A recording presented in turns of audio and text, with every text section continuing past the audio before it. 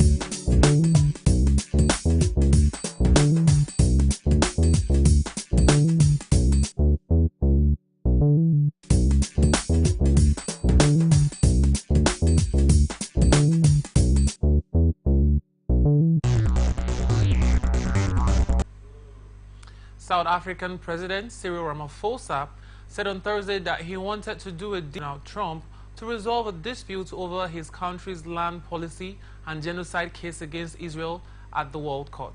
Trump cut U.S. financial assistance to South Africa in an executive order this month, citing disapproval of its approach to land reform and the International Court of Justice (ICJ) case against Washington's close ally. Ramaphosa told the conference organized by U.S. bank Goldman Sachs in Johannesburg that he wanted the dust to settle after the executive order, but that the longer-term goal was to go to Washington to mend relations. We don't want to go and explain ourselves. Very positive, only that it could touch on trade, diplomatic and political matters. South Africa is not hugely dependent on U.S. aid, but some fear its preferential trade status under the U.S. African Growth and Opportunity Act, AGOA, could be under threat with Trump in the White House.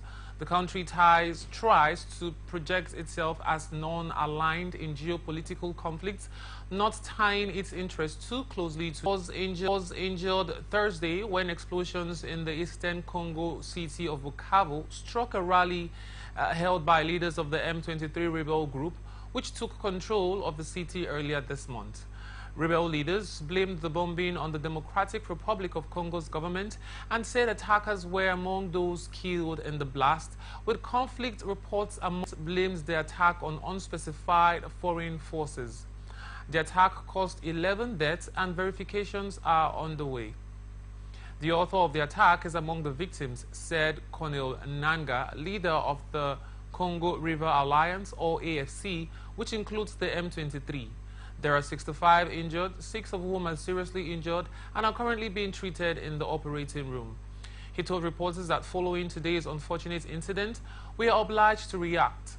Leaders of the M23 rebel group, including Nanga, were meeting residents when the explosions occurred in the central part of Bukavu.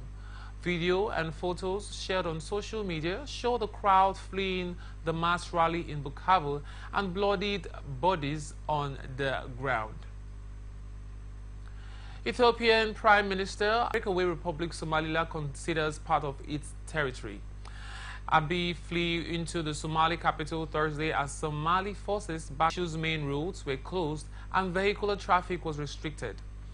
VOA reporters said that Ethiopian flags were flying at the airport as the Somali National Music Band and traditional folklore dancers greeted Abiy at the airport. After meeting at the Somali Presidential Palace, the two leaders issued a joint statement affirming their commitment to enhancing cooperation for mutual benefit. This visit follows. The leaders also welcomed the start of technical talks in Turkey's capital aimed at resolving the standoff of the Ethiopian-Somaliland deal. Under the deal, landlocked Ethiopia would lease 20 kilometers of Somaliland sea front for 50 years in return for diplomatic recognition of